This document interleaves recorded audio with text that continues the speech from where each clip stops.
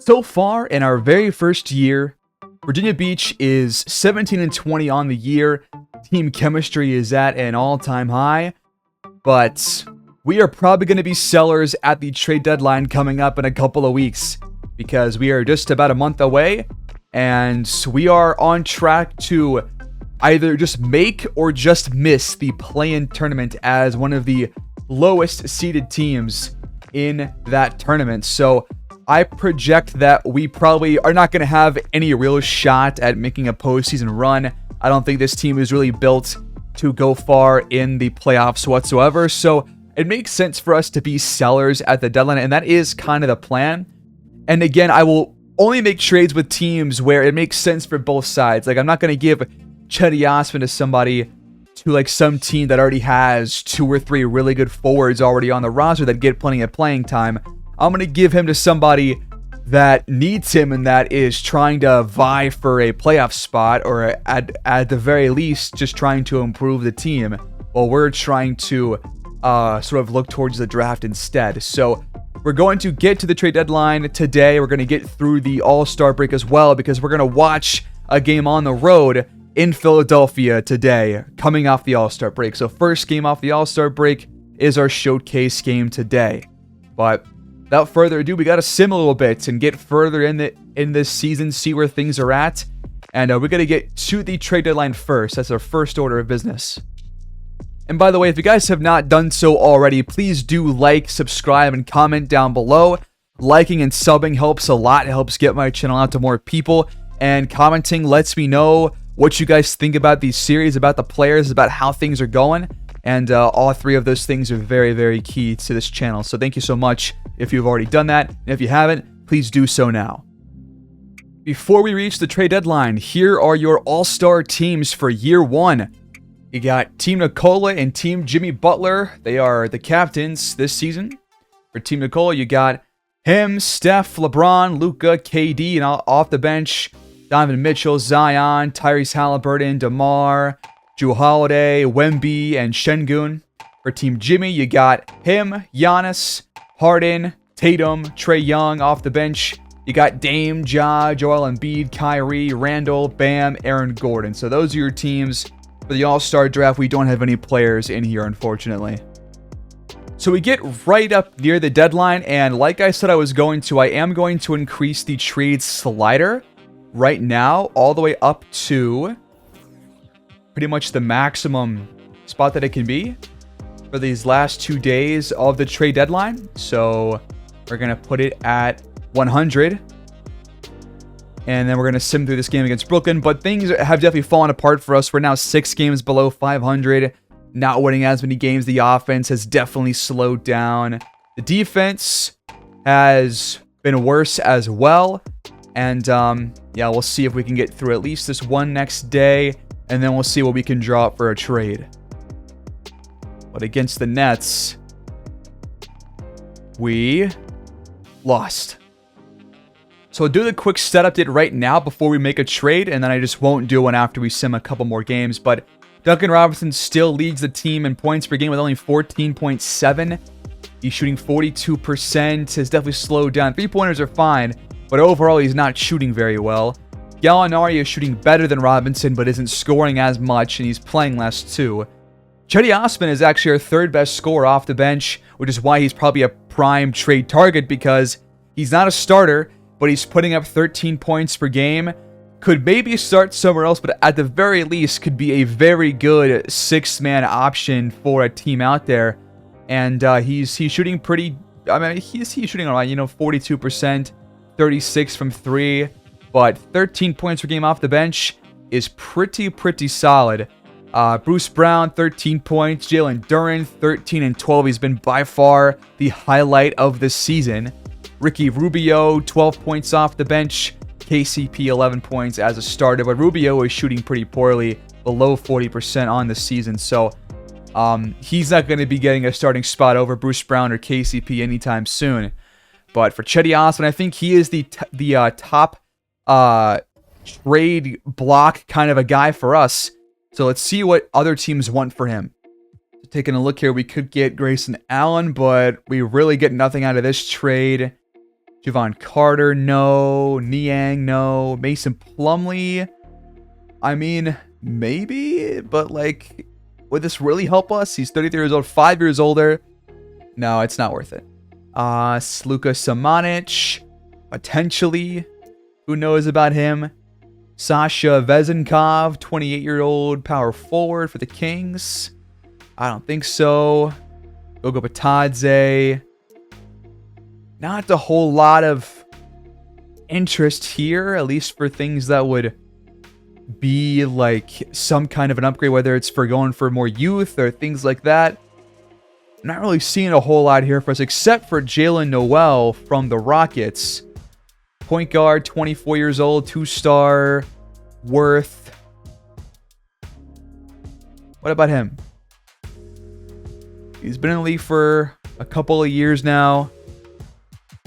And this year in Houston, he is averaging 8.7 points per game, 2.5 boards, 1.7 assists, shooting better than Osman is currently. 3-pointers have been horrible. Free throws are pretty good, but I'm not sure if this is the trade you make, because I'm not sure he has a whole lot of growth beyond where he's at right now. And do we need another point guard on this team? I don't think we do. I think we're kind of fine where we are, but could he be a serviceable backup? I don't think that's the case either. Well, I have packaged Cedi Osman with Cody Zeller, and I found a trade that is actually kind of interesting. I know I just talked about how we don't only need a point guard, but I mean, Rubio is going to be leaving the team soon, and the Pelicans are offering 2 younger players that are not getting any playing time right now, and they both have B potential. Kyra Lewis or Kira Lewis, I'm sorry if I'm not saying that correctly, but Kyra Lewis, B potential, really has no significant weaknesses that I can tell besides mid-range scoring, but could be a pretty decent player in a year or two and could definitely benefit from some playing time right now. And the same goes for rookie EJ Liddell out of Ohio State, who is kind of a jack of all trades, master of none, has that B potential, but it's only a 70 overall, so he could definitely get some playing time right now. And I feel like this is a good trade that works for us and for them, because they get Cedi Osman and Zeller, who both provide depth to their team, because Lewis and Liddell weren't good depth at all. We do give up a second-round pick, but I think it's kind of worth doing. In fact, I might ask and see if we can acquire a different, or like a swap or something from them, like a second-round pick. Now they just want 2 seconds down the line. I think I'm comfortable doing this. I'd rather keep our second-round pick for this year because we're going to be a bad team. And we can acquire 2 young players that have pretty decent potential and could get playing time right now. So I'm going to make this trade.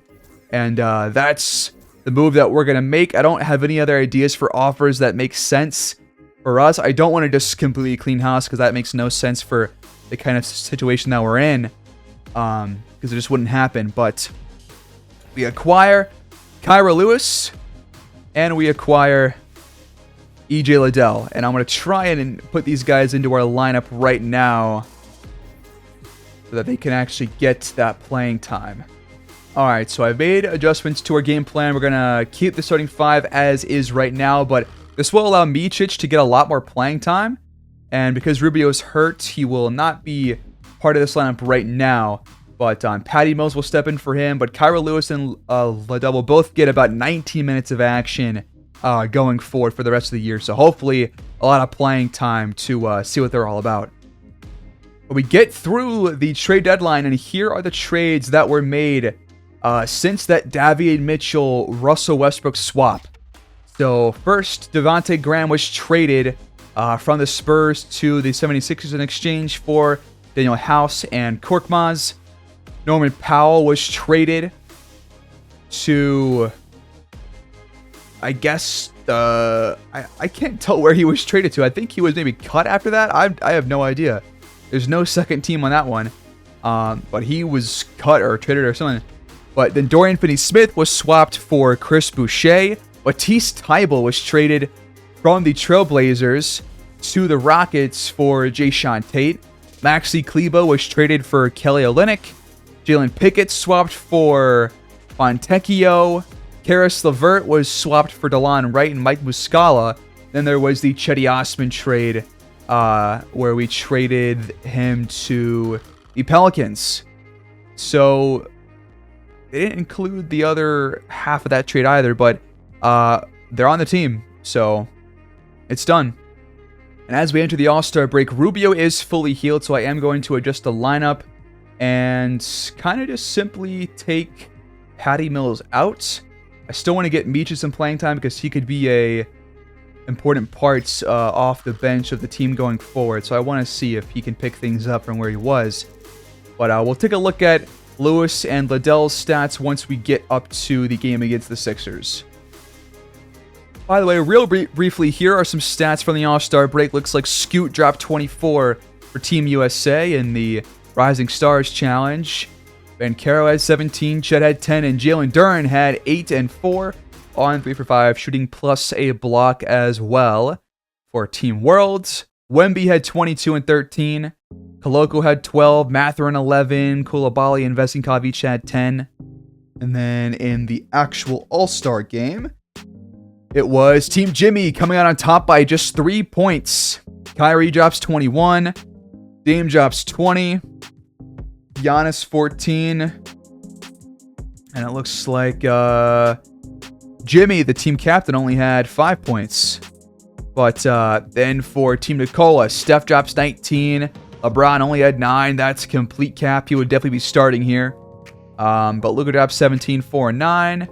Jokic 14, 9, 9 and 7. So pretty good game, all things considered. And Zion won the slam dunk contest, and Buddy Hield is your 3-point contest winner. But now we are on a pretty big loss streak. We have lost, what is it?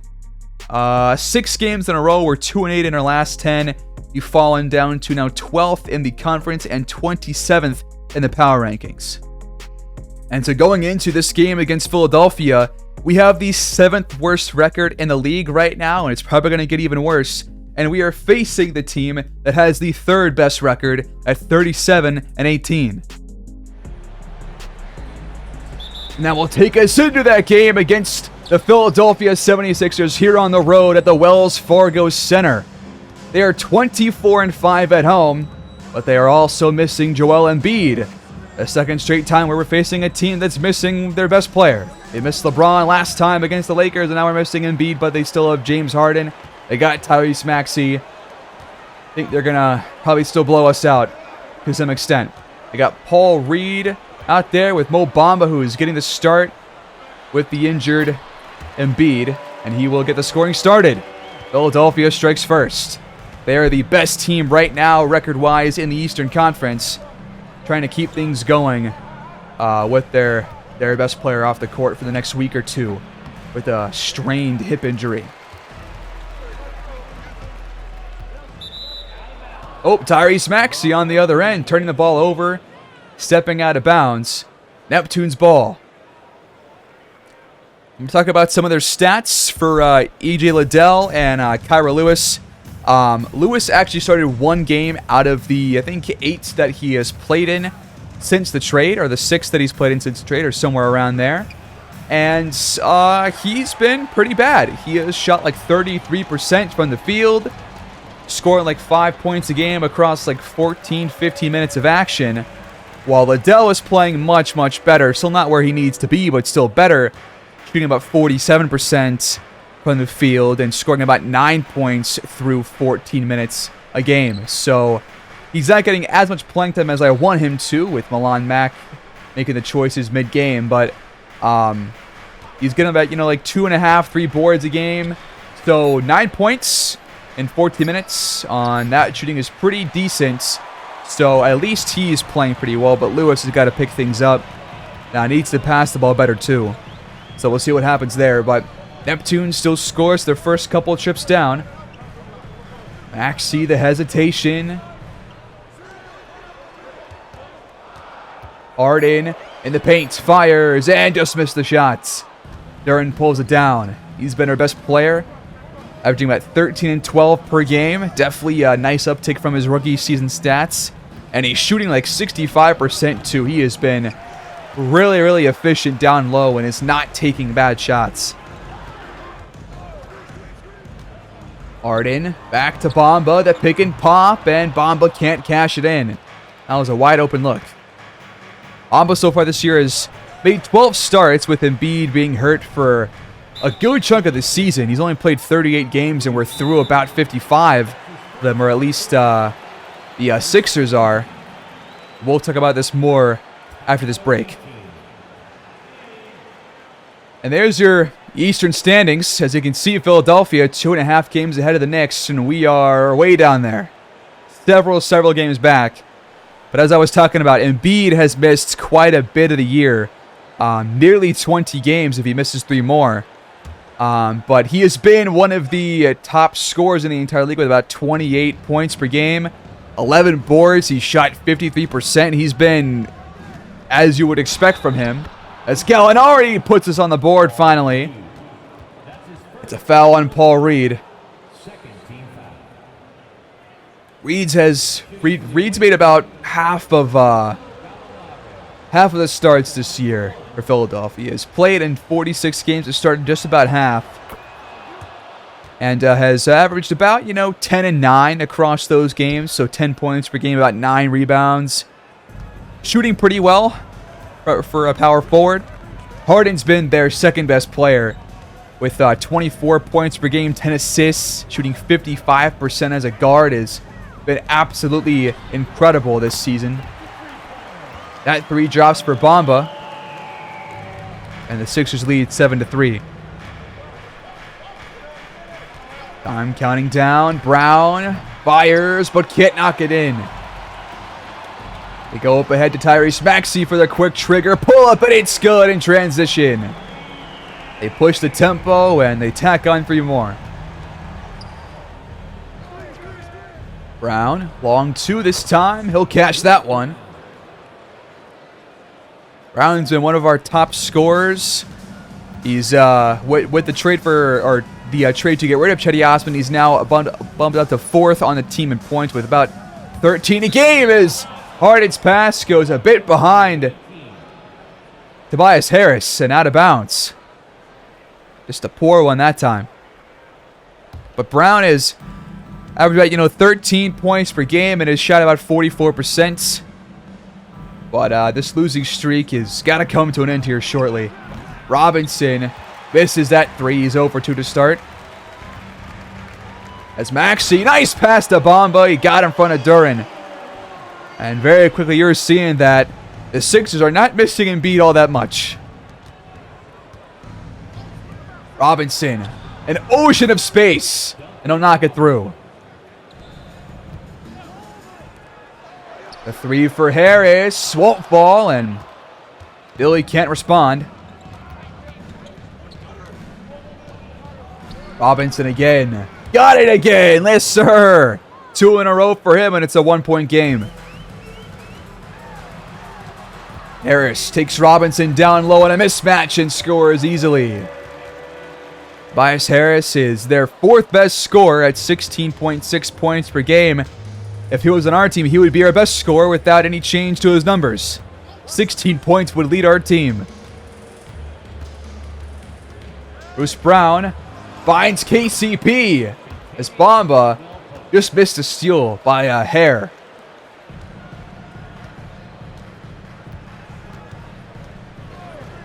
Maxey, quick 3 on the other end, and he'll knock it in. Robinson, top of the key, open again. 3 in a row, yes sir. Make him count. Harden has not done a whole lot so far, but Maxey sure has. And he'll add to it here. 8 points for Maxey. Has not missed a shot. Brown wants to attack the rim on Harden, and he will score. Nice job despite the help from Bamba. Screen from Bamba. Maxey won't pass back to him. The offense resets for Philadelphia. Harden. Stalled in his tracks, hands off to Maxey. He has to jack it up. And he finally missed. And off to Pope. His three is good. Maxey has Harden wide open. That's Bamba, actually. And his three puts Philly back ahead. Right now, Luka leads MVP voting, followed by Jokic, Harden, Giannis, and Trae Young. So those are your top five. Embiid has missed too many games to be in that conversation, so instead it's his best bud, or so 2K thinks, James Harden. Bamba the screen again. Maxey fires and still has not missed a shot. A 10 for 14 start for Philadelphia. Robinson gets open off ball. Another chance for a triple, but that one just misses. Man, that was close. But a pretty good start for him. 3 for 7 from beyond the arc. 9 points. Need more of that as Harris, bucket and foul. That's Duran called for it. Tobias Harris showing off the physicality. We're going to bring in Micic, Powell, and Rubio as the Sixers increase their lead to 6. Micic first play out there. Nice pass to Brown. He'll cash in from beyond the arc. I like to see Bruce Brown hitting threes still. Harden, though, easy bucket on the other end. Rubio over the top to Duran. Nice feed, and he's fouled.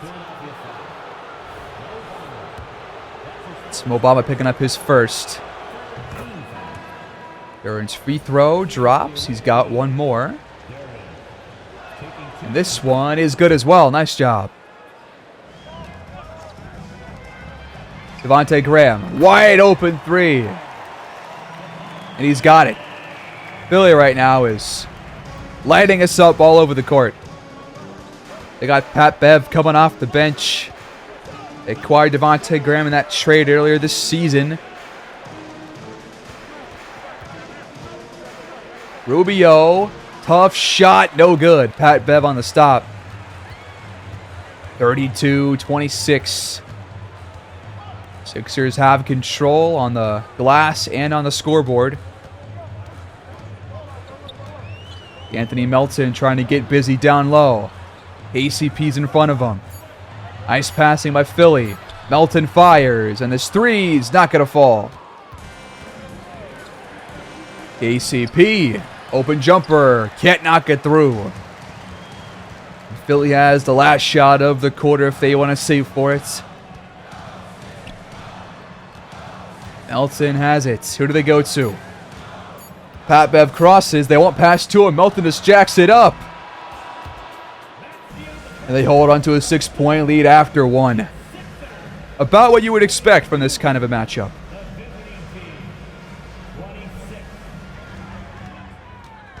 Start of the second quarter. Looking for some more consistent offense, to be honest with you. Defense, I think, will naturally just get better as the game goes on. I don't think that they're going to keep shooting as hot as they are. And that goes specifically for Tyrese Maxey, who is now 5 for 6 and continues to pour it on. We'll see what happens. I want to see what number 32 out there can get us. That is E.J. Liddell, who we acquired in that trade earlier in the episode. In exchange for Cedi Osman. Powell, nice dunk down low over Montrezl Harrell. Well, I want to see what our power forward can do, and then once Kyra Lewis checks in, I want to see what he can do as well. Not sure when his minutes are scheduled to start, though. As Melton draws a foul on Liddell. So free throws coming up. First one up and through. Melton's been a pretty good player off the bench. He started a couple of games, but only a handful. But he's played in every game so far on the season. As that free throw is not going to fall. But he shot just over 40% from the field and gets about 11 points per game. So he's been a pretty key offensive contributor, but could definitely be shooting better. KCP should have hit that one. Melton, open three. He'll cash in. Oh. You heard the talk. The Sixers lead very quickly by 10.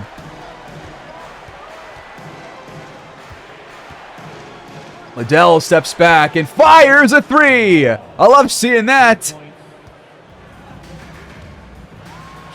Maxey misses that time. Just his second miss of the contest so far. We don't end up pushing the tempo that much as the Sixers got back on defense pretty handily. What do we draw up though? Each hits to KCP. Liddell the screen. KCP open three. And that one falls too.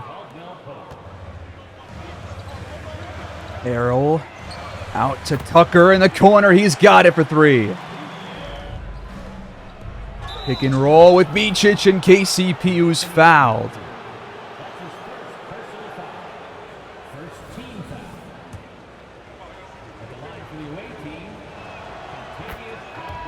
First one for Caldwell Pope falls. The second one is up and good as well. Perfect at the stripe for KCP. Quick pass to Harrell, who scores and was fouled by Powell. And he's going to talk to the ref because he does not like the call. Robinson was also wondering why he just fouled him. Harrell hits the free throw and we're down by 8. Gotta find something here. KCP has to fire and it just rolls around and out. Tough break. Pat Bev on the other end. Lost the handle. Micic picks it up for a steal. Micic out to Robinson. Wide open. That one's cash. Maxey bounce pass to Tucker, but it can't get through to him, and it's stolen by Gallinari. Another just wayward pass by the 76ers. Harden had one earlier. Micic over the top. Threw it right to Harrell. Not enough loft on it. Maxey will take it by himself in for 2. 14 points for Maxey in 15 minutes of action so far. He's been the lifeblood of this Philly offense. Robinson again. Can't fall. Melton back to Tucker at the rim for 2 in the foul as well. Micic picks up the first. They're just keeping things going. Their offense is not slowed down whatsoever. Ours keeps hitting a couple of roadblocks. Then picks things up for a little while and then slows down again. They're going to double KCP. Bad idea. Duran, free bucket. Harden gets by Micic, but lost the handle, and Gallinari has it go right to him again. He'll take it himself, and Harden fouled him. No bucket for Gallinari, but we'll take the free throws. First one is up and good. Harrell checks back in. Gallinari hits both. We have been much better at the charity stripe so far in this one than in the past couple of games. Wow. Harrell, bucket, and foul. Another one against Duran. They've had a couple of those. Free throw is off the mark this time for Harrell. Micic, nice pass to KCP. He fades away, but that's a tough shot. Harden fading away. Got it. Nothing but net. There's the classic James Harden. Micic trying to answer back. We can't do it. Harden gets by Micic on the other end and catches again. 56-43 now. Let's try and spark a run by halftime. That's a good start. Bruce Brown comes in and immediately knocks down a 3. Harden spots up and answers right back. Gallinari blocked by Bamba. Right to Reed. Up ahead to Harris. He'll take it all the way in there for 2 and We can't stop their offense right now. 61 here in the first half and still just below 4.5 to play. Brown, catch and shoots. Not this time. Harris to Reed. Easy buckets. Pick and roll. Work to perfection. Guarded horribly. ACP into a shot. That one's not going to fall, but Durant finally reels in an offensive rebound and has some second chance points for us to celebrate. Bias Harris mismatched against D-Rob, but he missed a tough one at the rim. That was a really bad miss, to be honest. Brown double screens, a three again. Foot on the line, not a three, but still a beautiful shot from Bruce Brown, who's been absolutely awesome shooting-wise so far in this first half. Harden fades away on him here, missed it, and Reed comes over the top for the jam. Right over Gallinari, who all he can do is just like duck. Robinson on the wing, can't cash in, but Durant is there for the tip-in. Another nice job. It's 2 offensive boards here this second quarter when he had none prior to this last, couple of minutes. Harris to Maxey. Quick shot. Bucket and foul. That's going against Caldwell Pope.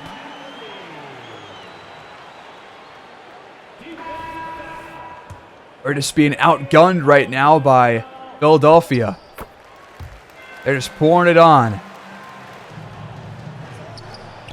Top of the key. Robinson answers right back with a three-point play of his own. 15 points for him so far. 5 for 11 from 3. Reed in there for 2 more. Got behind Gallinari. The defense has been so much worse.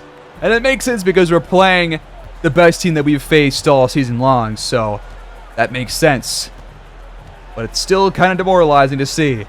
Micic, close range jumper, that's a nice one. Harris, wide open, he can't even hit that shot, come on. That was wide open. Brown, all alone up ahead, got it again. And we're going to probably finish the half with just below 60 points, which I'm definitely satisfied with. I will take the offense that we've gotten all day long.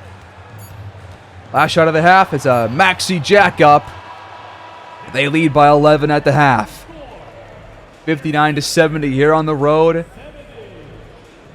See what happens here in the second half coming up.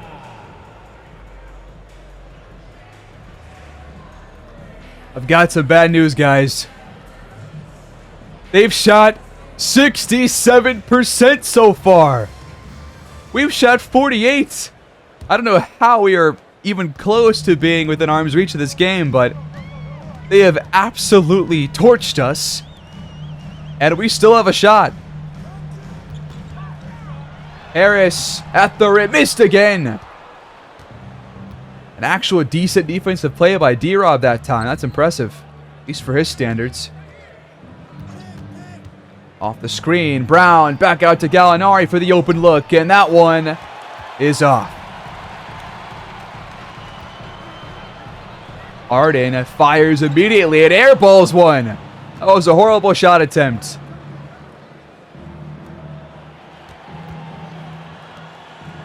There's a mismatch if we want to attack it. Gallinari on Maxey.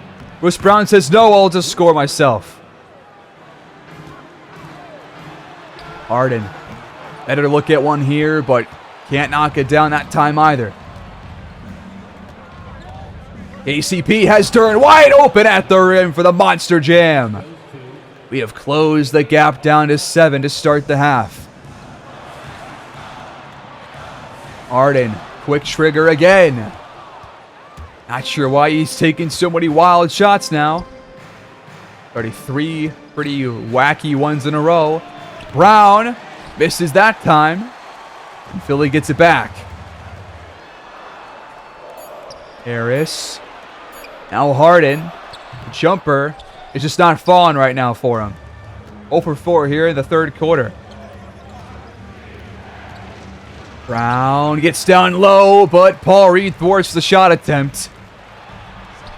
Maxey hits the first shot for Philly here in the half.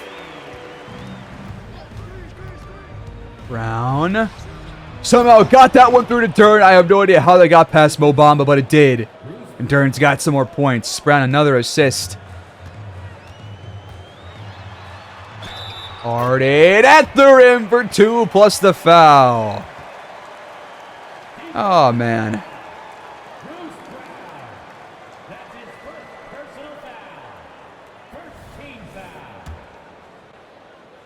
Harden's free throw is good. Philly leads by 10. And now Brown's fouled on the other end. Paul Reed picks up the second on him.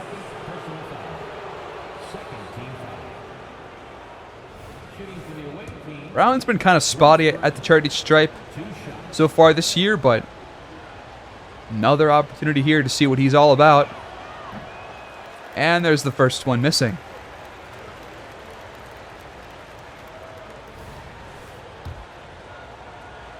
And the second is up, and it's good. 1 for 2 stint. Maxey again. This time it's good. Brown, tough one. We're not taking some smart shots here. That was a bad one. That was very well contested. Harden, all the way, fouled by Gallinari. That's his second personal foul. These fouls are just gifting points to Philly right now. How many shots they've been missing.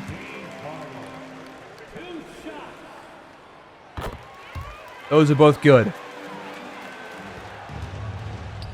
Now they're pick and pop. KCP cashes in from 3. That's a beautiful shot. He's been our best three-point shooter all year long at like 46%, way above the entire rest of our team. He's been a really good sharpshooter out there. Maxey will take it down low, and KCP can't stop him, unfortunately. Maxey's now got 24 points, 10 for 15 from the field. He's been electric. Brown from the elbow. Now several missed shots in a row for him. Maxey, by the way, has played almost every game this year, continues to score, and is racking about, 21 points per game, but obviously surpassing that by a long shot here. It's a play for Robinson off ball. Peels around a screen, gets the feed, has a wide open look, and will not get down. That's what I'm talking about. Love seeing him just knocking down more of those threes. Need him to be more consistent, as Maxey is consistently beating us at the rim. Robinson finds Duran. They just sagged off him by a mile. They were trying to double team. Harden back to Bamba. That's a good pass, and Bamba has been really good from downtown. And now, same thing. Gallinari's wide open at the hoop. Beach, it's that time, gets the assist. We're kind of hanging around, but Philly still leads by 13. Bamba attacking the rim. Durant's called for his third. They've really been aggressive trying to attack the rim tonight, and it's worked to their advantage. Luckily, the first free throw is not going to drop. And Bamba goes 1 for 2 at the line. Time counting down. Got to find a shot here. Micic has to just force a 3. It's not going to fall. I want to get E.J. Liddell and Tyra Lewis in here. I don't think Tyra Lewis has actually even come into the game yet. Liddell hasn't played since the second quarter. And Philadelphia has tried to increase their lead once again. Gallinari, mismatch on Pat Bev. Easy bucket right there. We're still, kind of hanging around, but are not really showing a whole lot of life or fight, to be honest. Just kind of there.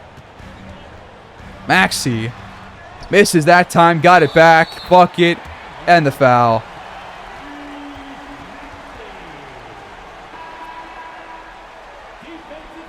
Liddell is going to check back in right now. Gallinari takes a rest. Max is going to end up with like 40 tonight, huh? Robinson gets the pass. Can't hit, but Powell pulls it down. We have a second chance. Brown. Bounce pass right to Melton's legs. Tried to fit it through to Powell. Maxey. Open three. My God. This dude's crazy. And we're down by 20. 17 here in the third quarter. Off the screen. Back to Powell. He will score and got the foul on Bamba. That's his second personal foul. At least there's something positive. At the line for the away team, White. Free throw is up and in there. Nice pass to Pat Bev by Maxey, and that's going to fall as well. ACP. Response? Yes, sir. Melton throws it up, and they can't miss.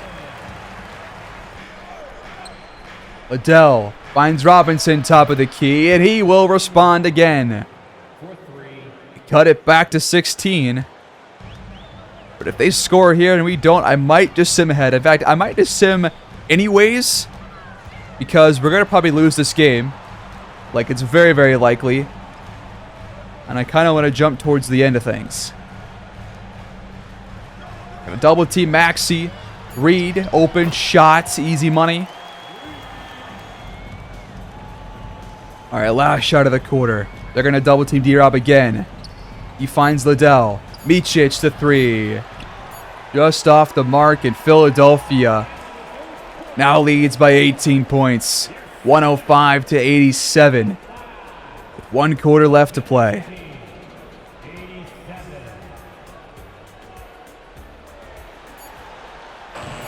We do jump all the way to the end. And the fans are on their feet because the Neptunes have lost their first showcase game of the season.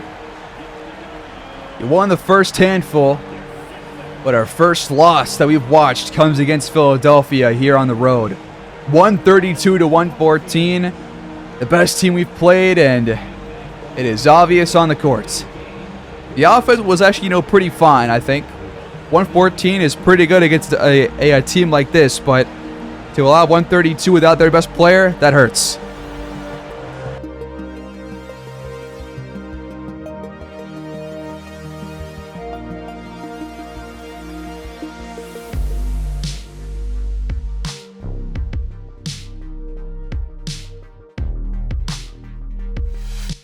Maxey ends up dropping 34 and 7 on 14 for 20 shooting. He was absolutely spectacular. James Harden did not shoot very well, but ends up with 23, 5, and 8. Mo Bamba, Paul Reed, Melton, all in double figures, with contributions from everybody else except for Green, who only played for 1 minute. The Neptunes got 24 for Duncan Robinson, 20 for Bruce Brown, and 20 and 15 for Duren, who continues to show out and put together some really impressive double-double performances. And KCP continues to light it up from downtown. 4 for 6 from there tonight. And continues to just up his shooting splits. So he is playing extremely well. James Harden now is second in the entire league in assists per game with 10.4. And we have lost our 7th straight game. But now we have some more prospects to dive into before we wrap up this episode, folks. I got a lot more of these guys scouted and more to come as well. I can't go through all of these prospects, but I'll go through some of them pretty briefly going forward. But Dirk Kramer, this guy has got 1 badge, and he's a really good shooter. 6'3" guy. He's not really bad in any other areas, but his potential is only B. So my goal here with this draft is to take the best player available with our pick. So whoever drops to us and is the best player in my eyes, that's who I'm taking. And one of those guys could very well be Cody Hill right here. It was a 6'7" shooting guard, small forward, 21 years old, out of Utah. Absolutely elite three-point shooter. Decent mid-range, decent inside scoring. Defense is in a pretty decent starting spot, I'd say, for him. Good athlete and A potential. This is the kind of guy that I'm looking for, as a guy like this that can already do something very well and has that high potential to go along with it. So I'm looking for a player like Cody Hill, to be honest with you. But whatever position there is that has the best player there, I don't care what it is, I'm taking it. If it's a center, a guard, a power forward, I'm going best player available. Then we got Oliver Arthur here, who is both a good defensive and offensive player. Right at the gate, can do a whole lot for you and has that B+ potential. Definitely a interesting prospect here. You've got Julio Quinn, who is another 6'6" guard. Pretty good athlete. Potential is very low, so I'm not going to be taking him, even though he's got some really good defensive capabilities. But we talked about Harvey Sharp briefly last time, but this guy is an absolute sniper. A+ 3-point, A+ mid-range scoring. Can also play make. Rebounding needs work, but he's only 6'5", 21 years old, or 20 years old, and is already in a pretty good place. B potential though, but I wouldn't mind taking him, but I really like the high potential guys more, just because I feel better about taking a high potential, high ceiling prospect over a guy that we know has B potential. There's also Ross Bell, who's a pretty good inside and mid-range scorer.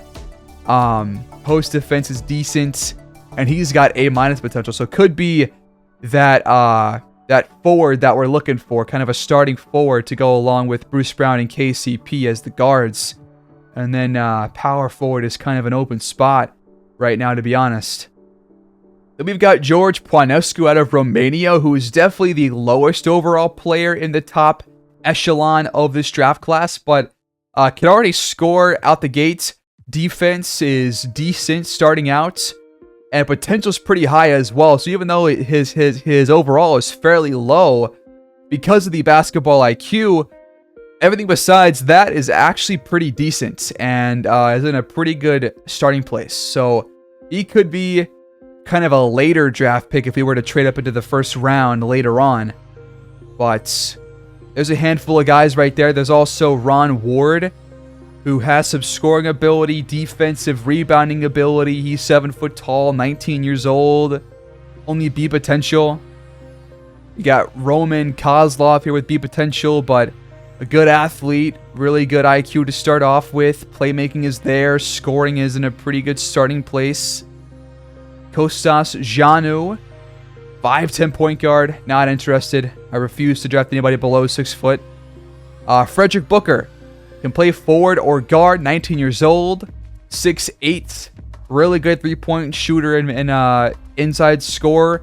Defense is in a good starting place for both inside and outside, and he's got good potential as well with good athleticism as well. So could be a pretty good pick if he were to fall to us. There's also Javon Cross, a really good three-point scorer. Everything else needs work, but has really high potential. 6'7", 18 years old at shooting guard. Javon Cross could be kind of a sleeper pick. A sniper from beyond the arc, and could potentially grow into a much, much better player. Has no badges right now that we can tell, and his overall is only 68. So it would be kind of a reach, but he is there. Then we've got Tafer Akyel from Turkey, who is a 7'1" center, already has really good inside scoring and mid-range scoring, and A+ post defense and rebounding, already at the top of the line there. B potential though, so not a lot of room to grow past like an 80-ish overall. But I mean, this guy is Don Payne, if there ever was a second Don Payne that could play in the league. Then we have Lester Sullivan, who is kind of a jack of all trades, master of the mid-range right now, but could definitely improve in a lot of areas and has a pretty good potential at B+. Could be that small forward or power forward that we're looking for. He can play both, so he could fit in 2 different positions. And I mean, really, this is a pretty solid pick right here, because only really one area is in a bad spot, and that's rebounding. And if you play him at small forward, you have a tall lineup, and you can work on the rebounding. You can play somebody else at power forward and have a pretty decently tall lineup there to help out on defense. So definitely an interesting player right here. After him, you've got Ricky Roy, who is a really good playmaker. Defense is awful, but he's a good athlete. High IQ, high potential. Mainly an offensive pick right here, and like a slasher more so than anything else. Tom Finley also has that good potential and good athleticism. Defense is much better than Ricky Roy's was at B+ outside. C post defense, and A mid-range scoring. C+ for inside, C for 3 points. Definitely not a bad starting place for Tom Finley here. Could be another just an intriguing prospect that could be considered. But then Mike Atkins, holy cow, offensive point guard out of UCLA. A- inside scoring, C+ mid-range, but A+ 3-point scoring and A- playmaking as well. Defense is absolutely horrid, but a good athlete, high potential. Another guy that could be looked at for a future franchise player. Russ Lawson, really good defender, can also shoot the ball pretty well. He's from the NBA G League Ignite. 6'4", 20 years old.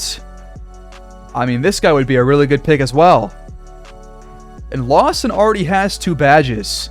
He's got Challenger and Needle Threader. This guy could definitely be a sleeper kind of a pick. He's supposed to go late first round. So if we find a way to trade up in there and want to draft him, he could be that guy. We don't have the stats for him, but I mean, this guy seems like he's actually pretty damn decent. Oh, and then down here, Dalen Webb, 77 overall, 6'10 power forward. No, 6'10 center out of Notre Dame. 19 years old, B inside scoring, B mid-range scoring.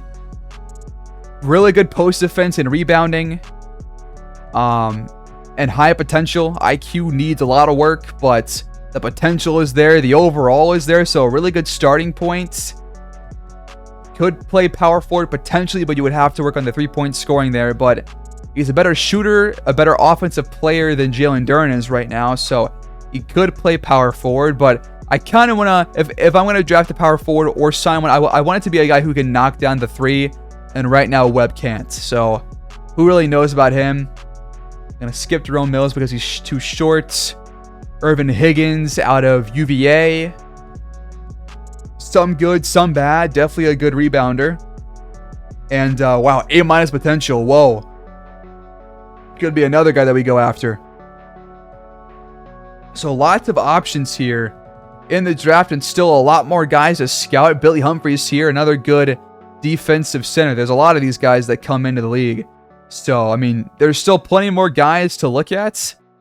But we will address more of these guys as we learn more about them. But there's another update for some of the prospects that we have in this draft. A lot of options for us to go after. But that is going to wrap up the episode, folks. We have one more left before we reach the off season. So next time up, we're going to hopefully face Victor Wembanyama and the San Antonio Spurs on the road here on March 22nd. And otherwise, we're going to sim the rest of the season and get into the off season after that. So stay tuned for next episode, folks, for the year 1 finale. But please like, subscribe, comment down below, and we will wrap up year 1 next time around. I'll see you guys there. Take care, and go Neptunes.